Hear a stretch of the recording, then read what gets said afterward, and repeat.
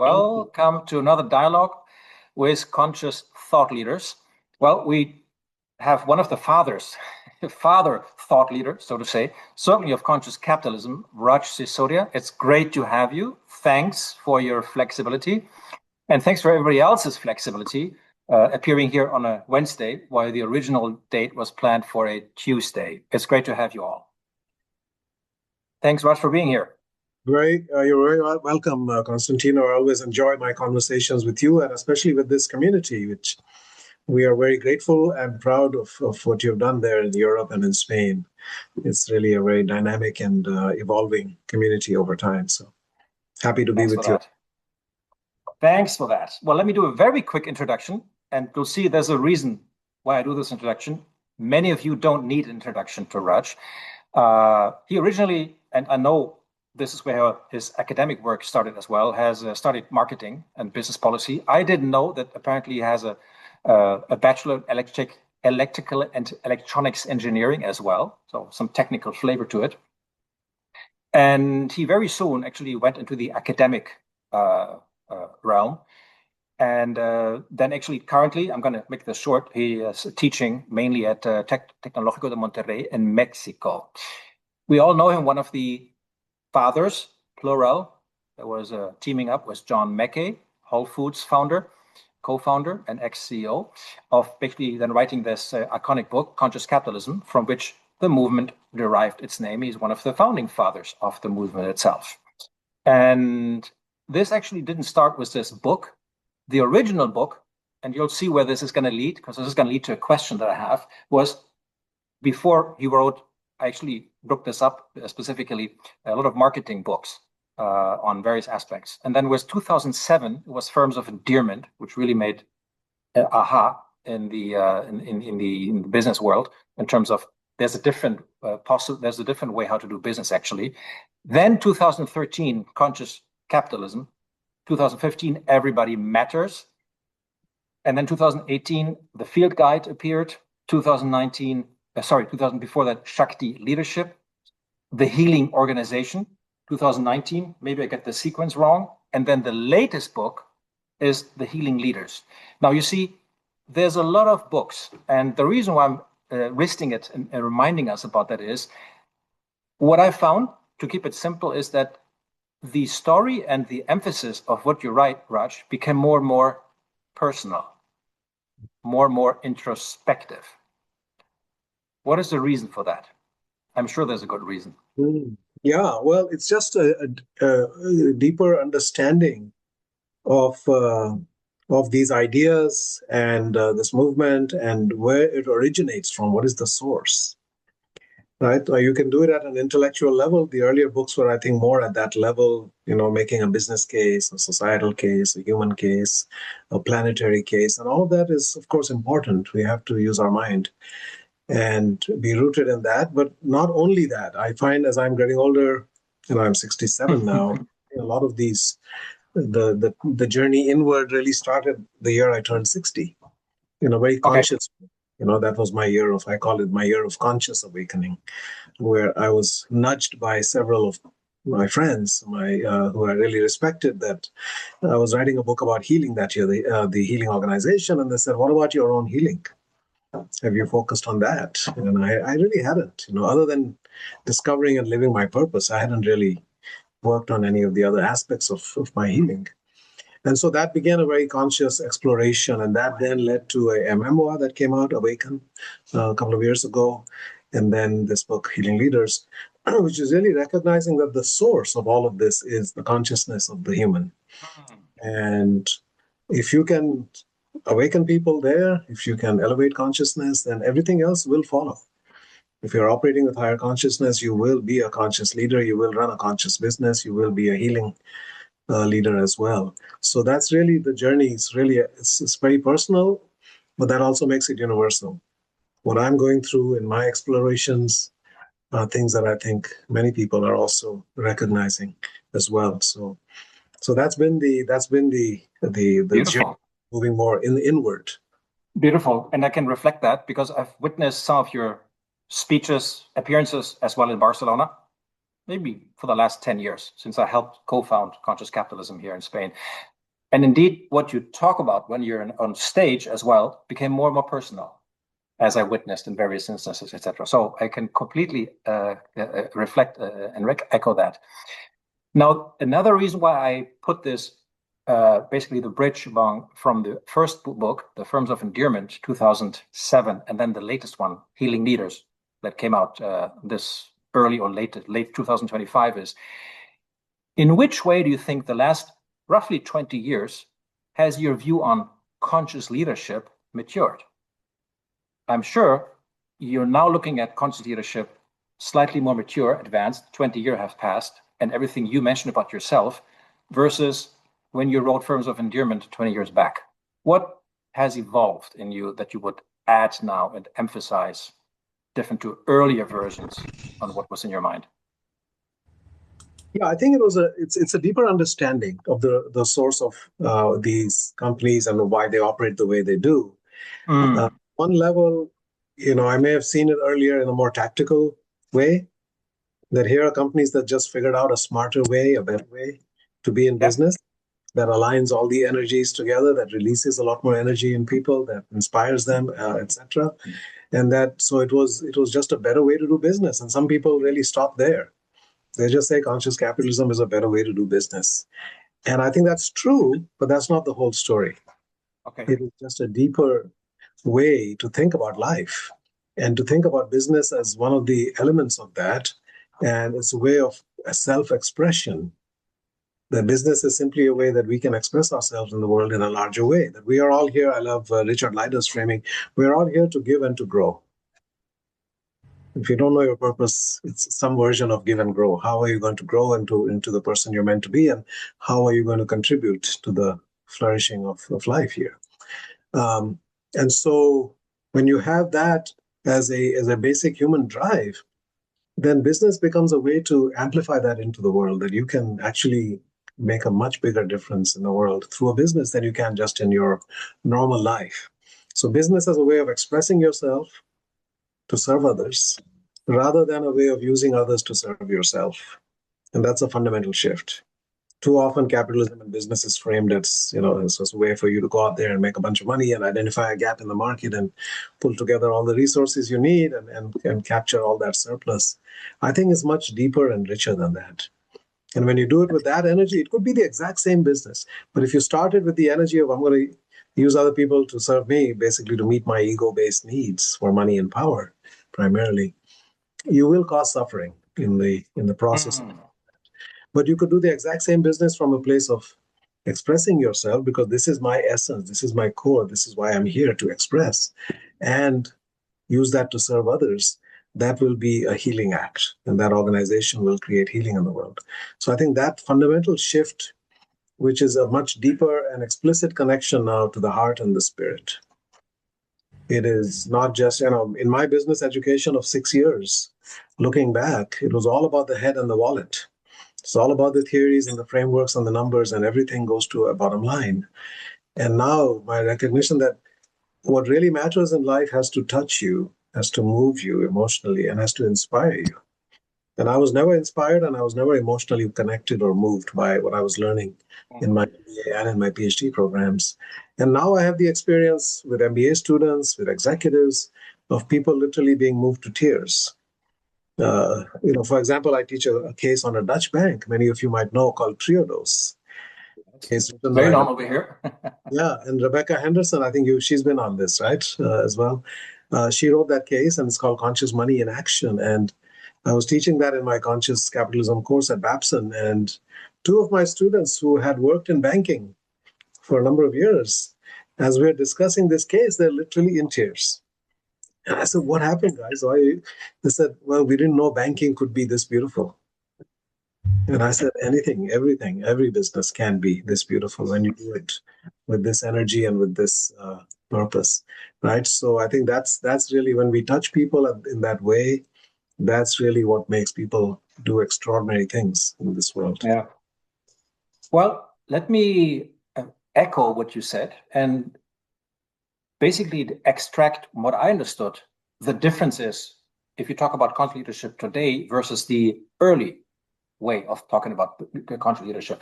The first one that I take out of it was Well, conscious business, you obviously addressed early on the purpose, the conscious culture, the conscious leadership, and the stakeholder integration. And I think there's an added dimension, not as a pillar, but kind of added focus. If this comes at the expense of a growing healing leader, it is not complete. And I think there's a lot more emphasis on you need to grow and heal as you do that. And this is an additional dimension which now I think is much more emphasized.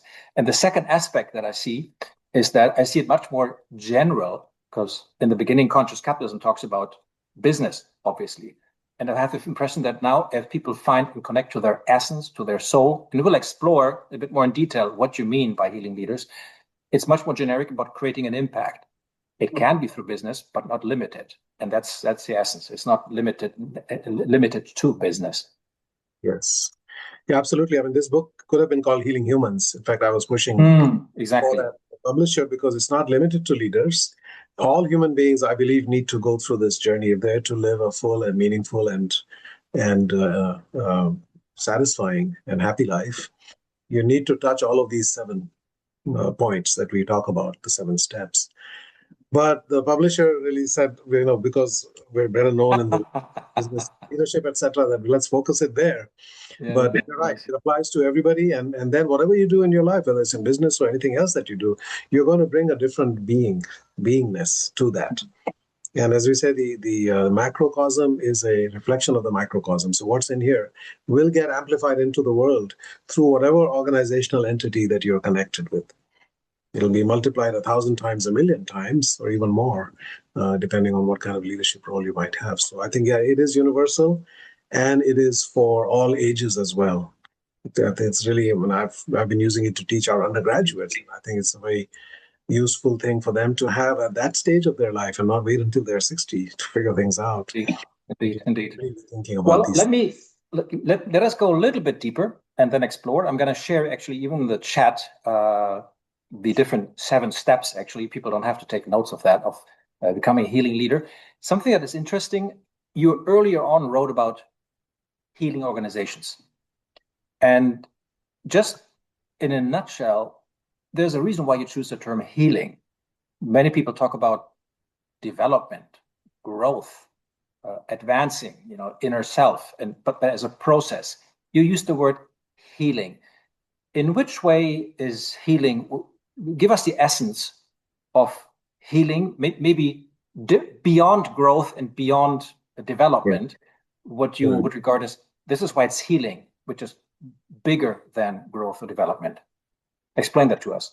Yeah, so I think growth and development are great, but they are more inner directed, right? It's about sort of becoming who you're meant to be, the self-actualization that Maslow talked about, which is important. But healing also is outer directed. It's not only that you develop yourself and grow yourself, but to what end? I mean, I know people who spend years, they just sit in a room and meditate, and they don't do anything in the world, right? I've got my brother-in-law like that, So what is that bringing to the world other than your own peace of mind? I think we have a duty to bring what we learn to others. So we want to be an active instrument, not just a passive recipient of growth and insight and wisdom and so forth. So healing to me is something that brings our energy into the world, recognizing the amount of suffering that is out there, which is extraordinary. The amount of suffering for human beings, for animals on this planet, and for nature itself is extraordinary. There's so much of that, and some aspects of it are growing. We know that capitalism has done a lot to reduce material suffering over the last 200 years. Certainly compared to human history, we're an extraordinarily better place. So we, of course, always acknowledge and celebrate that. But at the same time, first of all, there's still 3 billion people living on less than $5 a day. There's still 1 billion people without access to clean water. There's still thousands of children dying every day from preventable causes. There's depression and anxiety and drug addiction and suicide that are rising in many, even in the rich countries, especially in the rich countries. There's, of course, the devastation of nature that has gone on. There's the eradication of species that is going on. So all of that is suffering. And all unnecessary suffering on this planet is caused by humans.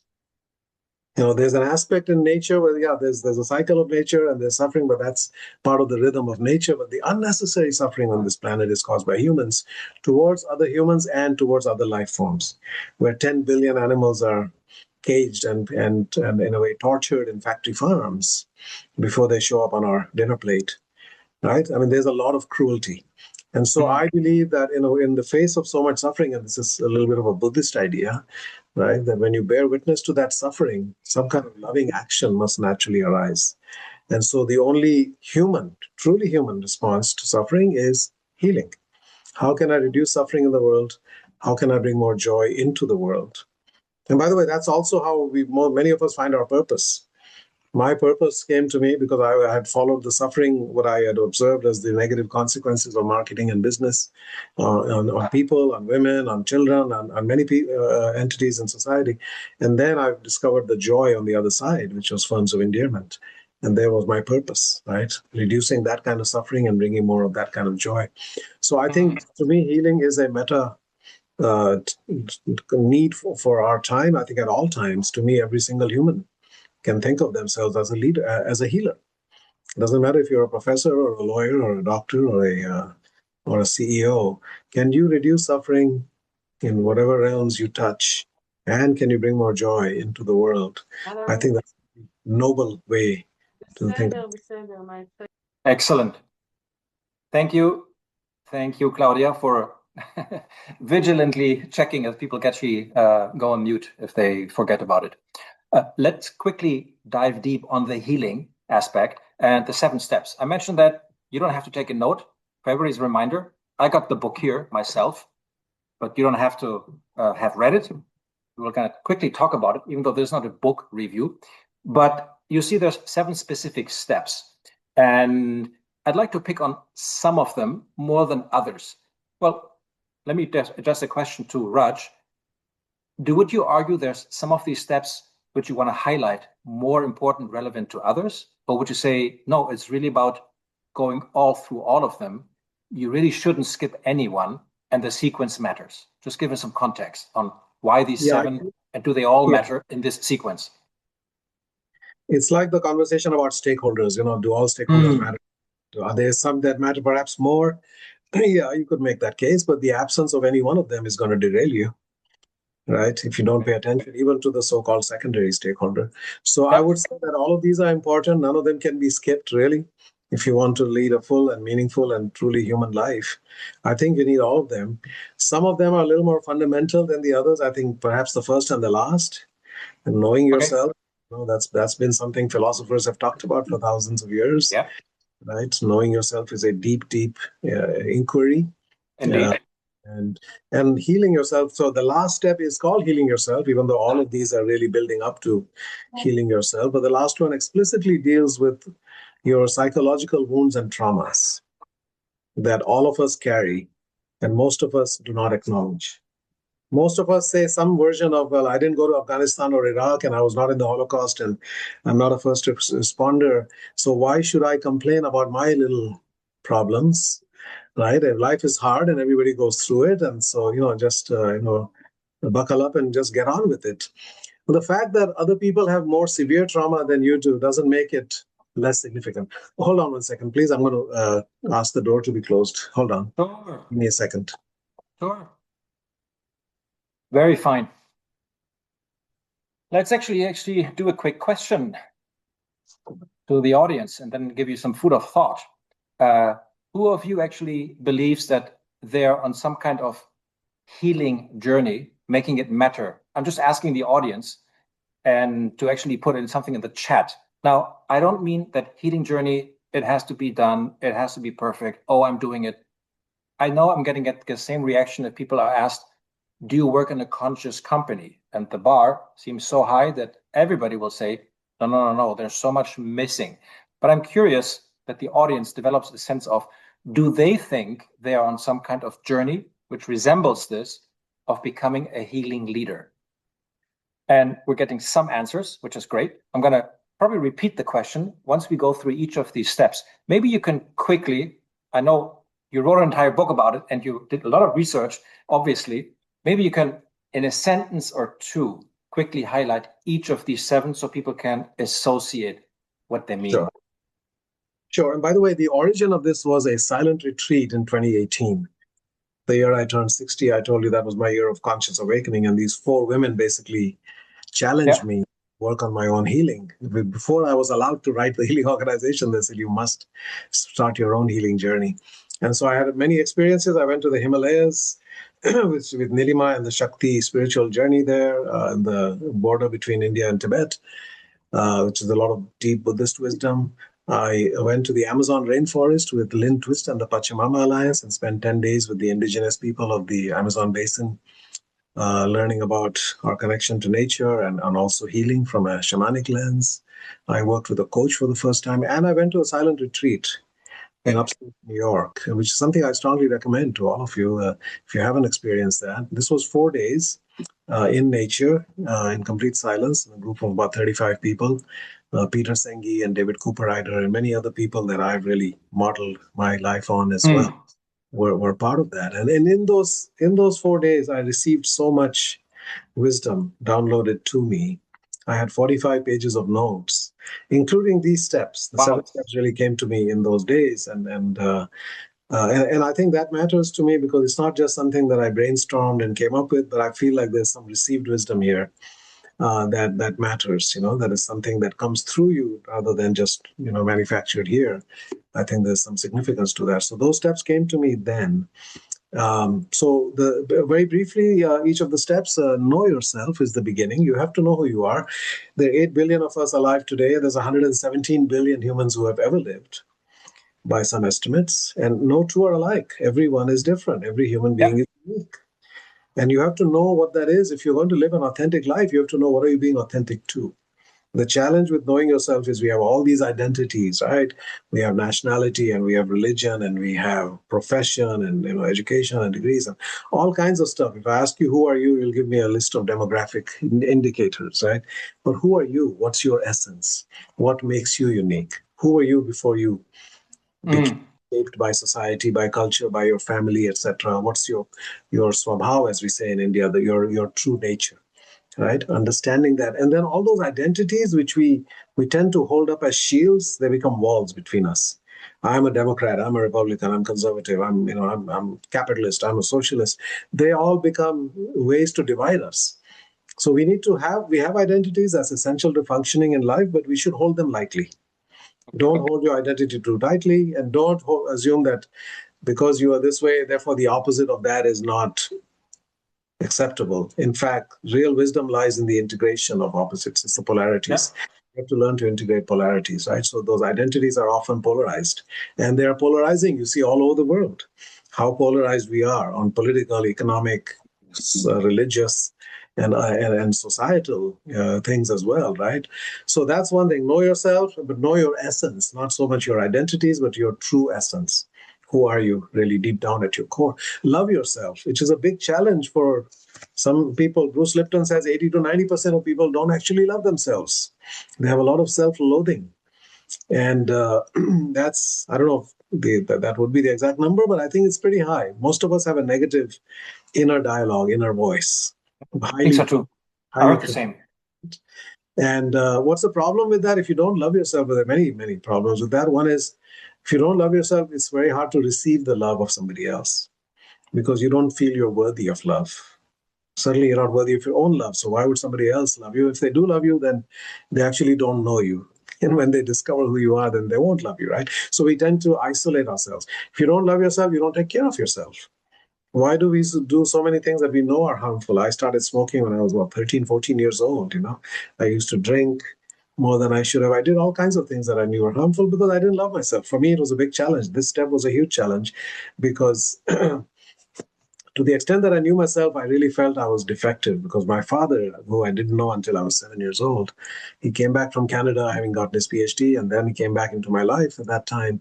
And he saw this kid who was the opposite of him in every way. And he saw everything about me. I was too trusting. He said, don't trust anybody. I was too idealistic. He said, cannot be idealistic in this world. I was too peace-loving and harmony-seeking. He said, no, you must be rough and tough.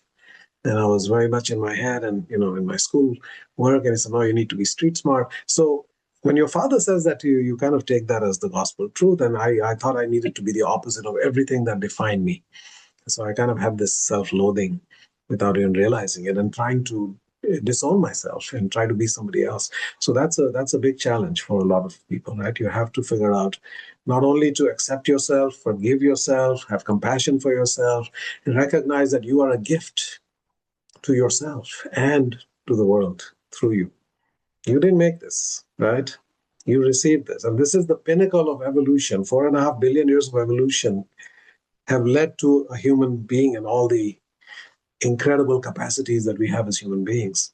And each of us, in a way, are the most fortunate beings in the universe, because we've received that as a gift, right? We are able to have that. And so all of that is a very important element, getting to that place of self-love, so that you can then be of service. Once you love yourself, you can then evolve yourself as well. The third one is to be yourself. Your job is not to be somebody else. Most of us have all these masks that we put on. We have so many different personas, right? We're one way with our boss, and one way with our colleagues, and one way with the people who report to us, and with our children, and with our parents, and with our siblings, and with our spouses, and with our friends. We have all these different personas. Can we just take off the mask and just be you at all times? Just rest comfortably in your being, in your presence, cultivating presence. And a big part of that, also being yourself, is choosing authenticity over attachment. Many of us become people pleasers. We want other people to like us and accept us. And so we give up ourselves in the process. So I did that for many years, trying to please my father, right? We become people pleasers. And we suppress our authenticity for the sake of attachment, because without attachment, human beings die. I mean, literally, human beings, babies cannot take care of themselves. We're the most helpless creatures on this planet, right? We need attachment in order to survive, but we also need to be authentic to who we are. And we should not have to make a trade-off there. We should be able to be who we are and be loved. And our children, by the way, that's a very important thing. Many people have, I was one of those kids who was so well behaved that never gave any trouble, and I did everything everybody expected. It's like, oh, everybody says, what a great kid. And I said, no, actually, that kid is suppressing his emotions, his anger. Doesn't feel it is safe to actually let those emotions out, right? And those emotions that get suppressed in childhood, they don't disappear into the ether. They show up, they get buried inside your body, and they show up later as chronic pain, as depression, as they even show up as violence and aggression. Unexpressed anger in childhood can show up as violence and aggression later on. And even in disease, it can show up as disease, right? So we have to be able to express ourselves, be ourselves, or rather express our emotions as we're in the process of being ourselves. And then the fourth one is choose yourself, which also came to me at lunchtime in the silent retreat, when we were being served food, and the people behind the counter were also in silence, and we were in silence. So you're not allowed to communicate in any way. So you could say, "I want that, but not that." They just put a bunch of food in your tray. And the thought occurred to me that that's a metaphor for life. That there's no buffet that you can choose from, or a menu you can order from, to say, I'll have this kind of mother and this kind of father, and I'll be born into this religion and this country at this time in history and this socioeconomic status, etc. You're given a tray full of stuff. And you don't. Some of it looks unappetizing, some of it tastes bitter, but you need all of it. This is your curriculum for this life. The most challenging people, the most difficult experiences, they're all here to shape you and to evolve you, to become the person you're meant to be, to do the work you're here to do. So I believe that's a reframing of your past. I say, choose your past. You can't change it, but you might as well choose it. Because when you choose it, it can serve you. So now I say I choose that father, even though I had a very difficult relationship with my father. I choose my special needs son, right, which is very challenging, but all the things that happen in my life, I choose it, because when you choose it, it can serve you. If you don't, otherwise you live like a victim. You become a victim of your own life, right? So choosing your past, choosing your present, living in gratitude, choosing your future, which is saying yes to the hero's journey. We are all here to go on that so-called hero's journey that Joseph Campbell talked about, to become that being that is hiding inside us, is waiting to be born from within us, right? So we have to, and that will never show up unless we say yes to the challenges. when there's a call to adventure. It's like the caterpillar becoming a butterfly. It's not easy. It's like the caterpillar has to die at some level. It becomes liquefied as food for the next version of itself. We have to go through that process of transformation as well, metamorphosis, to become this other being, more potent being. But we have to choose to do that. In the caterpillar, the nature turns on those imaginal cells. But for human beings, we have to say yes. We are in charge of our own evolution. I say that CEO now stands for Conscious Evolution Officer, not just CEO. You are in charge of your own evolution, right?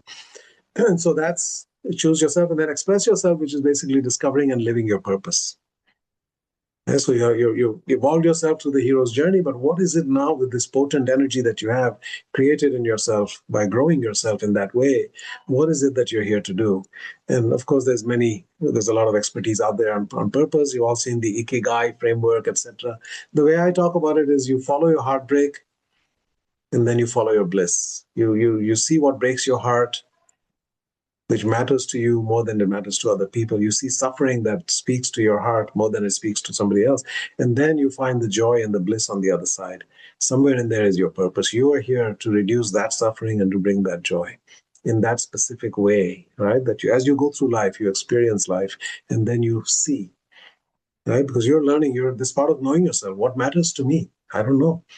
Until I go into a slum, I didn't know that the way people live matters to me, or whatever. Until I go into the rainforest, I didn't know that something matters to me, etc. So that's about express yourself. And then we come to complete yourself. And by that, we mean that all of us are living somewhat fragmented lives in the sense that we define ourselves too narrowly by one aspect of our identity, which is gender. That I'm a man, I'm a woman, and then also by age. I'm a young person or I'm an older person, right? And so we end up being limited to say, I'm a young man, therefore I'm like this, right? Or I'm an older woman, therefore I'm like this. The fact is that as human beings, we have all of these energies present inside us, starting with the masculine and feminine. As Carl Jung said, every man has an inner woman, every woman has an inner man. We have masculine energy and we have feminine energy, regardless of what gender we are. And when we confine ourselves to say, well, I'm a man, therefore I can never cry, or I never show emotion, or I never, what do we say to little boys when they when they cry? In many cultures, we say, be a man and don't cry, right? And that plants the seeds for huge amount of suffering, later in life. The research shows that young boys are more emotional and more sensitive than young girls when they're 7, 8, 9 years old, but then we suppress that in them, right? So that healthy expression of masculine energy and feminine, as Martin Luther King said, we must be tough-minded and tender-hearted at the same time, regardless of whether you're a man or a woman. Can we integrate both of those? And of course, as we know in society, across millennia, we have suppressed the feminine, we have suppressed women, not allowed women in politics and business and all kinds of things, and feminine energy also has been suppressed and seen as subservient to the masculine. The fact is, these are co-equal energies. It's not about replacing masculine and feminine. It's about saying, let's become whole. Let's integrate both masculine and feminine. Then we talk about the elder and the child energy as well. We have access to our higher selves, our divine selves. That wisdom resides in us. And we have access to our child selves. Especially if we can heal our inner child, we have access to joy and playfulness and creativity and laughter and lightheartedness that comes from child energy. So can we integrate all four of these energies in a healthy way to become what my co-author Nilima calls the wise fool of tough love?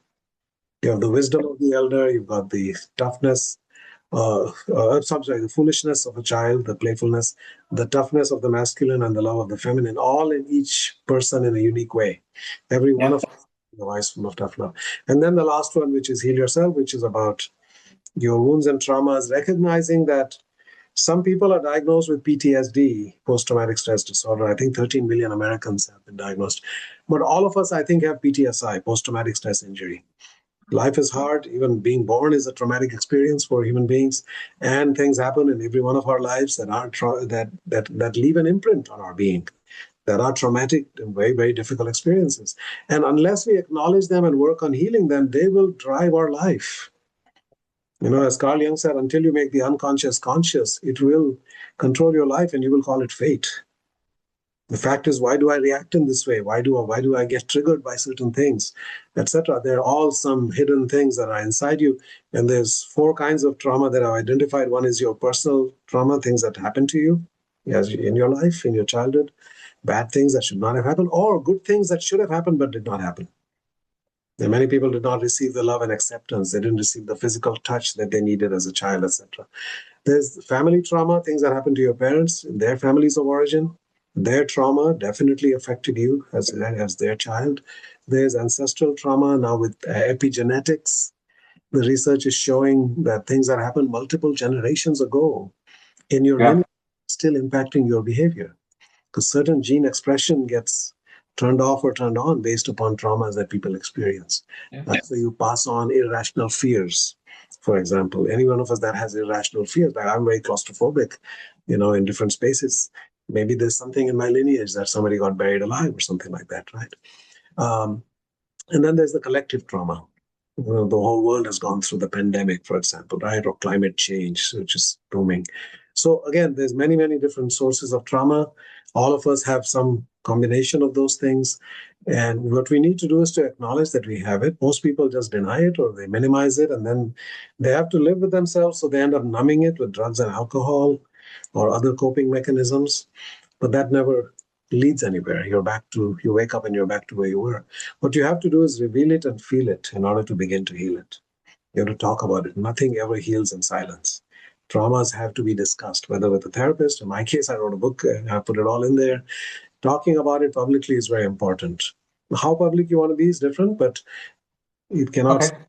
unless you talk about it. And then when you do that, and then now we live at a time when there are many, many modalities available for healing trauma. Gabor Mate's work is amazing, and there's EMDR, and there's psychedelic assisted psychotherapy, and there's all kinds of things. At least 30 different modalities are out there.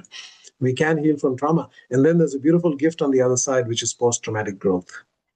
You become stronger as a human being because you had trauma, acknowledged it, and worked to heal it, than if you never had trauma in the first place. The strongest people are not the ones who sail through life and never get even a scratch on their skin. The strongest are the ones who've been through the challenges and the battles and come out of it on the other side healed. It's like the Japanese, if you've seen kintsugi, when the piece of pottery breaks, they put it back together using gold dust and glue. See, Right? It's called and the it's art. even more valuable. It's even more And valuable. it's stronger. It is stronger. If you drop Wow. that piece of pottery, it won't break because you have strengthened it along its fault lines. That's what can happen to us as human beings, a gift of trauma. That's the wisdom of trauma, as Gabor Mate talks about. So those are the 7 steps, and I do believe all of them are essential, and all of them will yield a significant shift and impact in your life if you focus on them. Thank you. Thank you for that elaborate explanation. Yeah. We'll leave it at that in terms of asking Raj.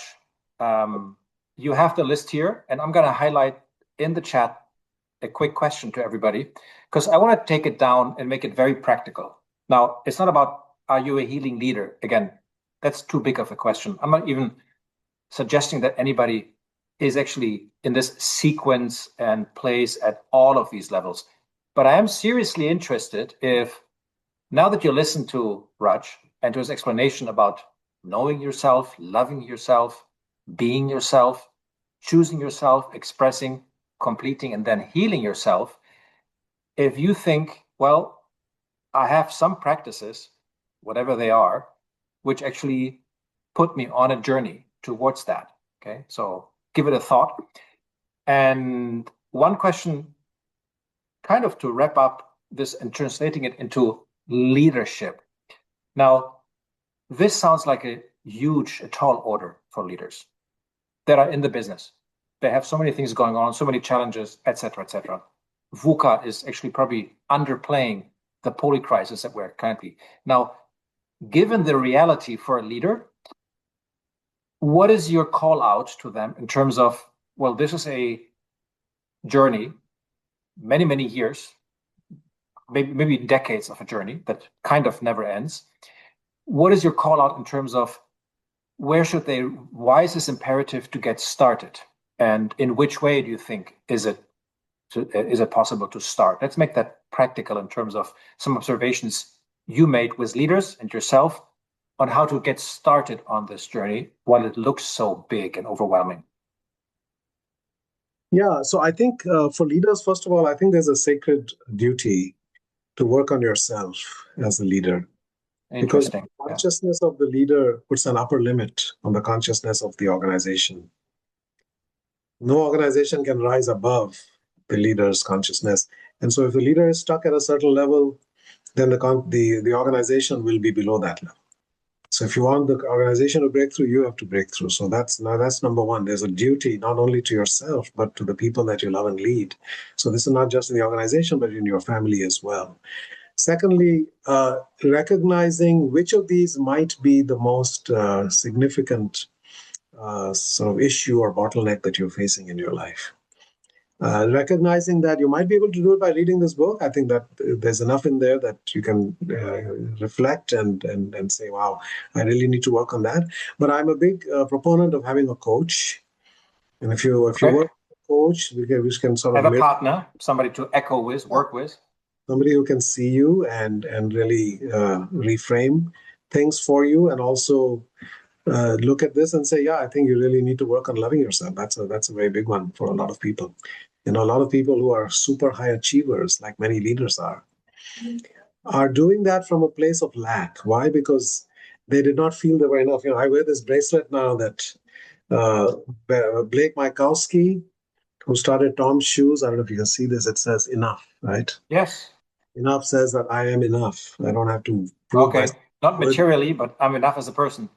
Yeah, I don't have to constantly justify my own existence on this planet to say, unless I'm achieving every day more and more and more, somehow I'm not enough. And that programming to many people, and as I said, some of the highest achievers in the world are coming from that place of severe insecurity and lack, because they were told early on that they were not enough, that their parents expressed disappointment. Their father might have told them, you are never going to succeed in this life, or something like that, right?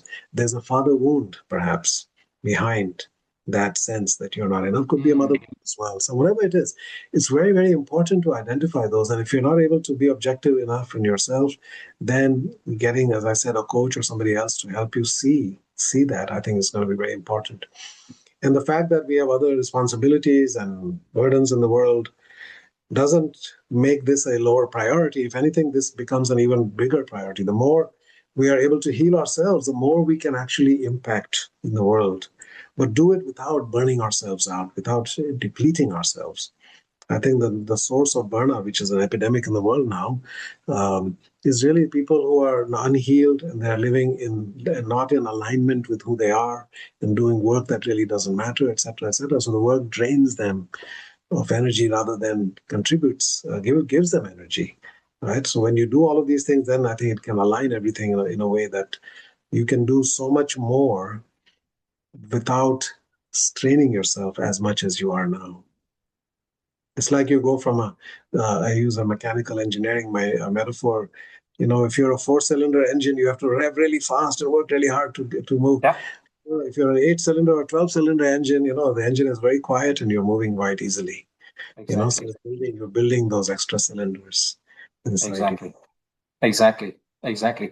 What you said actually reminds me of a advice I got from a Buddhist master in this case, who said, well, if you on a regular day, you ought to meditate regularly. Let's make it 20 minutes, 30 minutes, something. If you have a lot of stress and little time, you ought to meditate more. Right. So exactly in these times, it's when you need to double down on that kind of commitment. Now, I mentioned in the beginning, my observation, having actually followed and read many of your books, is almost like conscious leadership. I'm just calling it 2.0. A lot of it has evolved, and I try to identify what are the elements that have evolved in the last 20 years. Now, I mentioned you before in the quick prep talk. There's actually something that I know that you're writing on, I think a book about conscious capitalism.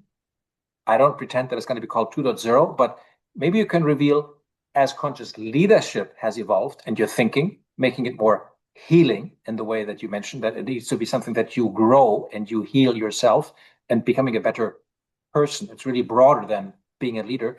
How do you see conscious capitalism maybe evolving as in the last 15 years, as you certainly have an opinion on that? Yeah, so well, actually, we are writing the second edition of the book now, Conscious Capitalism, with Okay. John. So we have added three new chapters. So one is on conscious strategy, which is something we did not talk about in the first book because we just assumed that people already know about strategy. Those are classic frameworks you learn in business school, and that you already have figured out your value proposition and your source of competitive advantage, etc. Now you add the consciousness engine on top of that. Mm. But what we realized is that many people did not have that foundation. And so we needed to talk about conscious strategy, not only the classical lens on it, but also how these four pillars can become a source of competitive advantage and how purpose, stakeholders, etc., can be, in fact, key elements in your Yeah. strategy. Right. So we've done that. We have a chapter on, of course, on AI, conscious capitalism and AI. And with two lenses on that, the one of them is basically conscious that AI companies need to operate as conscious enterprises because they're looking at this incredible technology and this tool, which is very powerful to make an impact in the world. And unless you do that with consciousness, you end up creating harm. The more powerful the tool, the greater the harm it can do, as well as the greater good it can do. And therefore, the consciousness with which you develop and deploy it matters a great deal. On the other side, how can conscious companies use AI to become Mm. even more conscious? I say you can become hyper conscious as a conscious company because now you can deepen your purpose. You can create To intersect. What do you mean by to say hyper conscious? What even quickly? What more, does it mean? even more conscious, deeper. You can deepen your Okay. as a Okay. company, right? Okay. Okay. You can It's go. associated. It's a good thing. It's not like you're getting No, no, no, lost in too many no. things. It's meant to be good. You're more That's conscious. Okay. more conscious, exactly. um, and so that applies across all four pillars, right? You can have much deeper customer relationships, you can have much more meaningful environments and experiences for employees, etc., etc. And then we have a third chapter which is called staying awake, which is coming out of the observation that there are conscious companies that become conscious. So there's four patterns that we see, right? Companies that are born conscious and remain conscious. Others that are born unconscious and then become conscious with a new leader like Satya Nadella at Microsoft. Interesting. Yeah. It can become, we've operated as a traditional business, but now under a new leader, it becomes conscious. There are others that were conscious and then they lose it under, typically again, with leadership and external pressures. How do you prevent that? As I say, it's one thing to awaken, it's another thing to stay awake. How do you stay awake as a business? How do you make sure that Interesting. you're not slowing Interesting. down? Because the forces of gravity are always pulling you towards the so-called normal standard way of doing business, right? So everybody, the analysts on Wall Street, the consultants, all of them, they kind of have that playbook. So how do you stay awake in a world that is constantly tugging and pushing Okay. you to operate in a certain way? And what kind of structural mechanisms can we put into place to make sure that the culture, the purpose, the values, the principles on which our business operates are timeless, right? That they Yeah. are able to endure shifts in the economy, shifts in leadership, et cetera, et cetera. So those are some of the things that we are adding in that book. The other main focus of my work right now is from the academic side, building a theoretical foundation for conscious capitalism. Because if you look at the traditional way of doing business, it has the whole Homo economicus as its theoretical Yep. foundation, Yep. economic understanding of what is a human being and what are human motivations. And on that basis, we have said human beings are Homo economicus and companies are profit maximizers because that's all fits into that model. But the reality is that that is a very incomplete and in many ways distorted view of human beings. We are not just that. We are not just short term, materialistic, individualistic maximizers of our individual utility. We have so many other qualities and dimensions to us. We are Homo sapiens, we're not Homo economicus, right? We are self aware, we are conscious, we are altruistic, we are incredibly cooperative. We are able to cooperate at a scale that no other life form on this planet cooperates at the way human beings are capable of. Mm. We're also capable of competing and destroying each other.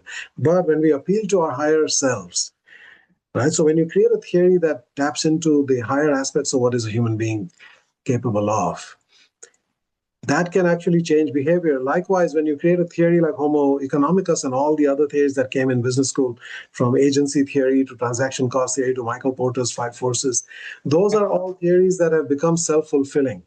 And this is the danger with social science theories, that People learn them as undergraduates, and then they behave according to those theories. So economic students, it turns out, become more selfish and more greedy and more short-term oriented than other human beings. Why? I Because heard the same. that is a human being, right? I heard the same. Yeah, yeah, So yeah. all Let social me. theories have that danger, and therefore good theories matter. Bad theories are destroying so much in this world. It's not about bad people, it's about bad ideas. So we have Thanks to for have, that. we're developing a theory called homo florens, which means Oh, flourishing. that's interesting. I'll keep a mental note on that. Homo florens. Let's actually honor the two questions we still have pending. I know we have little time, but that's okay. 5 minutes.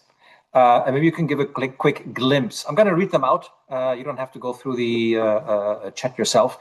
And actually, one is about AI. I'm not surprised that Yeah. there's a question about AI, and we don't have the time to explore it in depth. We'll probably do a dialogue on AI and conscious leadership, conscious companies sometime after the summer. In short, in which way do you predict, together with John and whatever other data you may have, how it helps to become more conscious? Yeah, so it can help you enact your purpose in a much deeper way. It can Okay. help monitor everything that you're doing and make sure that it's alignment with your purpose and your values. So it can be constantly, sort of evaluating all the actions and the statements and advertising, whatever that you're putting out, make sure that you're aligned. It can help you listen at a deeper level to all of your stakeholders and understand them and individualize, and not just do the same thing for everybody, but customize to each individual. It can really help develop conscious leadership. It's like having a full-time coach or a tutor available to you at all times. And as a leader, you can tap into the wisdom. We've developed two AIs actually. One is called the Conscious Enterprise Oracle, which helps you with answers all questions about this and any dilemmas that you might be facing.